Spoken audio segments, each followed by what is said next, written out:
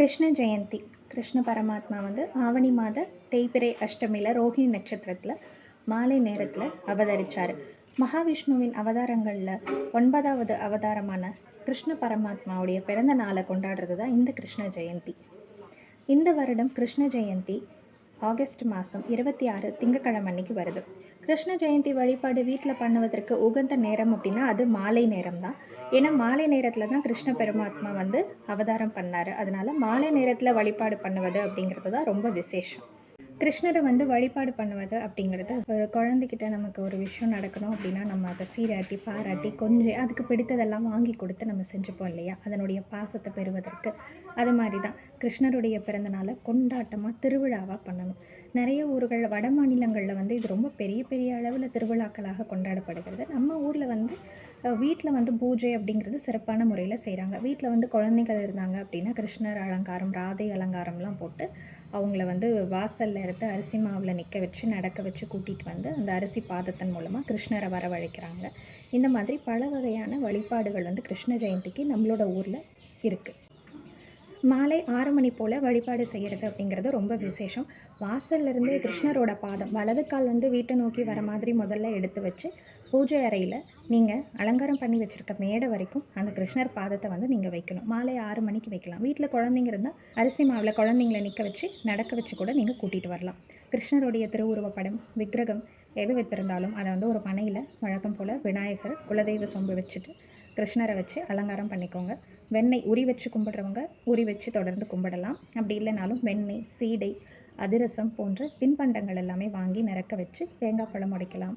நீங்கள் அன்றைக்கி வந்து சக்கரை பொங்கல் வைக்கலாம், பால் பாயாசம் வைக்கலாம். பாலில் சேர்ந்த எந்த ஒரு பதார்த்தமும் இனிப்பு வகையும் வந்து கிருஷ்ணருக்கு அன்றைக்கி நீங்கள் அர்ப்பணிக்கலாம். துளசி மாலை போட்டு அவருக்கு வந்து பாடல்கள் பஜனைகள் தான் கிருஷ்ணருக்கு கொண்டாட்டங்கள் வந்து விரும்புபவர் கிருஷ்ண பரமாத்மா. அதனால் அன்றைக்கி அவருடைய ஸ்லோகங்கள் பாடல்கள் எல்லாமே பாடி பாராயணம் பண்ணி நீங்கள் இந்த கிருஷ்ண ஜெயந்தி வழிபாடை நல்ல முறையாக வீட்டில் பண்ணலாம். மனையில் வந்து அரிசி மாவு கோலம் போட்டு நம்ம வழிபாடு பண்ணுவோம். கிருஷ்ண ஜெயந்தி அன்னைக்கு மனைக்கிட்ட வந்து நீங்கள் செம்மண்ணில் கோலம் போடுறது அப்படிங்கிறது ரொம்ப விசேஷம். வாழை மரங்கள் வாழைக்கன்று வாங்கி வச்சு பெரிய அளவில் வந்து அலங்காரம் பண்ணியும் கொண்டாடுவாங்க. திருவுருவ படம் இருக்குது அப்படின்னா பழத்துக்கு வந்து அலங்காரம் பண்ணி மலர்கள் போட்டு நீங்கள் இந்த வழிபாடை செய்யலாம். இந்த வருடம் கிருஷ்ண ஜெயந்தி கிருத்திகையோடு சேர்ந்து வர்றதுனால முருகப்பெருமானுக்கும் ரொம்ப விசேஷமான ஒரு நாள். மாலையில் வந்து கிருத்திகை விரதத்தை வந்து முடிக்கிறவங்க கிருஷ்ண ஜெயந்தி வழிபாடையும் சேர்த்து வந்து செய்யலாம். ரொம்ப விசேஷமாக சொல்லப்படுகிறது. வாசல்லிருந்து கிருஷ்ணர் பாதம் போடுறதுக்கு வாய்ப்பு இல்லாதவங்க பூஜை அறை முன்னாடி இருந்து போடுங்க. பூஜை அறை இல்லை அலமாரி தான் அப்படின்னா கிருஷ்ணரை வந்து நீங்கள் எடுத்து அலங்கரித்து வைக்கிறீங்க இல்லையா, அந்த மனைக்கு முன்னாடியாவது 2 பாதம் வச்சு நீங்கள் இந்த வழிபாடை பண்ணலாம்.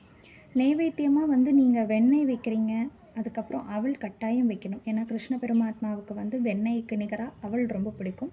அது இல்லாமல் வீட்டில் சமைத்தது அப்படின்னு ஒரு பால் பாயசமோ அல்லது வந்து ஒரு சக்கரை பொங்கலோ வைப்பது ரொம்ப விசேஷம். மலர்கள் அப்படின்னா துளசி வந்து பெருமாளுக்கு ரொம்ப உகந்தது. அது போக உங்களுக்கு என்ன மலர் கிடைக்குதோ மனமுள்ள மலர் எதுவாயினும் அது இறைவனுக்கு சூடலாம். எல்லா மலரும் வச்சு அலங்காரம் பண்ணிடுங்க. உரி வைக்கிறது அப்படின்னா பானை சின்ன சொப்பு பானை இருக்குது இல்லைங்களா, அது கொஞ்சம் பெருசாக கீழே, அதை விட சின்னது மேலே, அதை விட சின்னது அதுக்கு மேலே, இதை வரிசையாக ஒன்று மேலே ஒன்று வச்சுடுங்க. அவள் சீடை இந்த வாங்கின பொருள் எல்லாமே அதில் வந்து நிரப்பி கிருஷ்ணருக்கு முன்னாடி வச்சு அதுக்கு மலர் வச்சுடுங்க. இதுதான் உரி வைக்கிறது.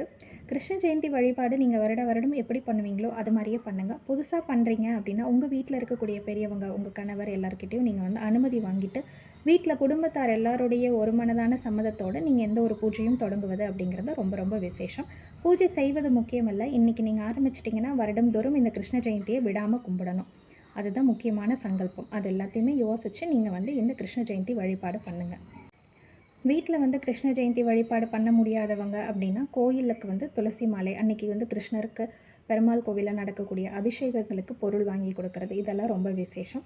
மாலையில் வேலைக்கு போயிட்டு வர முடியாது, நாங்கள் காலையில் கும்பிடலாமா அப்படின்னா கும்பிட்டுக்கோங்க. உங்களுக்கு எந்த நேரம் வந்து அமையுதோ அந்த நேரத்தில் வழிபாடு பண்ணிக்கோங்க. மாலையில் கும்பிடுவது அப்படிங்கிறது ரொம்ப விசேஷம். கோவிந்தன், கிருஷ்ணர், நந்தகோபாலன், கண்ணன், நீலமேக வர்ணன், பரந்தாமன், முகுந்தன், அச்சுதன், அனந்தன், கோவிந்தன் அப்படின்னு அவருக்கு பல பெயர்கள் இருக்குது. அன்றைக்கி வந்து அவரை கொண்டாடணும். அன்றைய நாள் அவர் பிறந்த நாளை வந்து நம்ம எவ்வளவு சந்தோஷமாக வந்து சிறப்பாக அந்த ஒரு கொண்டாட்டமாக இந்த வழிபாட்டை வந்து நம்ம செய்கிறோமோ அது ரொம்ப ரொம்ப விசேஷமாக சொல்லப்படுகிறது.